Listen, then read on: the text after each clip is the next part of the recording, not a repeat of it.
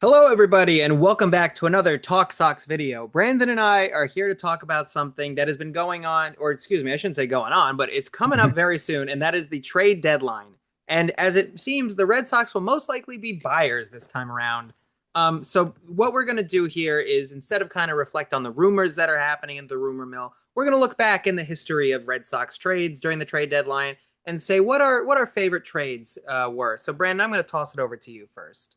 Yeah, I think the obvious answer, if you're a Red Sox fan, is that Jason Varitek trade in 1997, the captain. And then obviously they also got Derek Lowe in that trade. They gave up Heathcliff Slocum, who did not do very good for the Mariners. He wasn't the best reliever in the world. It was just kind of they thought they were going to compete, needed a reliever, didn't end up working out for them, but it sure as heck worked out for the Red Sox.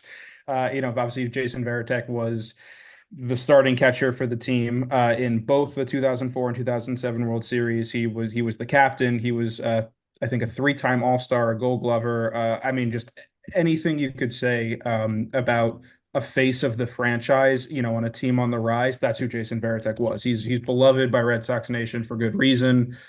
He's one of the best catchers in modern baseball history. And it shouldn't be overlooked how good Derek Lowe was either. He finished third in Cy Young voting in 2002 with the Red Sox. I think he started the All-Star game one year with the team. And he also, some people may forget, also he started the World Series clincher in 2004 when the Red Sox finally overcame the curse of the Bambino. So hard to say that trading a mediocre middle reliever for two franchise legends didn't work out at the trade deadline. I mean, I think at the end of the day, if you look back, and you and I have talked about it at length, if you look back to the Y2K era of the Red Sox, there were many good moves made during that time. Again, there were poor moves made too, but I think the trade that you're talking about, it was a key role in that Y2K movement of the Mhm. Red Sox. So again, I think that's a very good take.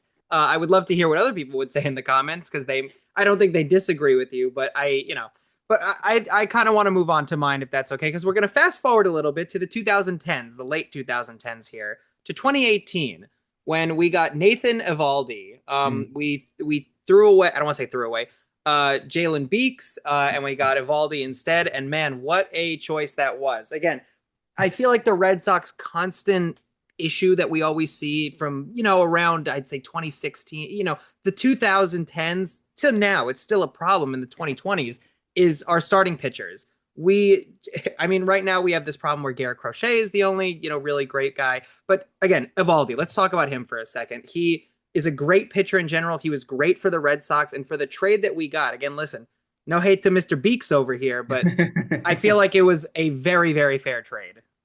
Yeah, I'd say it was an unfair trade. It just really favored the Red Sox. Listen, I'm saying it's fair for the Red Sox. Screw the other teams. Yeah, it's one of those rare sort of intra-division trades. Obviously they got Eovaldi from the Rays that year they were a World Series contender. Obviously they ended up winning the World Series, but they needed starting pitching and Eovaldi was honestly as good as anyone could have imagined. I mean, he wasn't the best in like the regular season after the trade. He was fine, but man, he was dominant in the postseason. I think he had like a sub two ERA in over 20 innings that year. He was really, really special in that 2018 run. That obviously led to a contract extension, and then he ended up being really good for the Red Sox for quite some time. And now he's having a great year with the The Rangers this year. Rangers, yep. He's really turned some himself into a really great pitcher in sort of this back half of his career. But that 2018 postseason run stands out as one of the strongest Red Sox performances in recent memory. Yeah, I couldn't agree more. And again, there's plenty of other people that we could talk about during the trade deadlines of years past that were terrible trades for the Red Sox and really did hurt us. But I think that is a story for another day. So for now, what we would like you guys to do, as always, is please comment. These are one of these videos where we'd love to hear your thoughts of what did you think was the best trade during the trade deadline for the Red Sox. Let us know in the comment section below. And as always, we will be reading them and responding.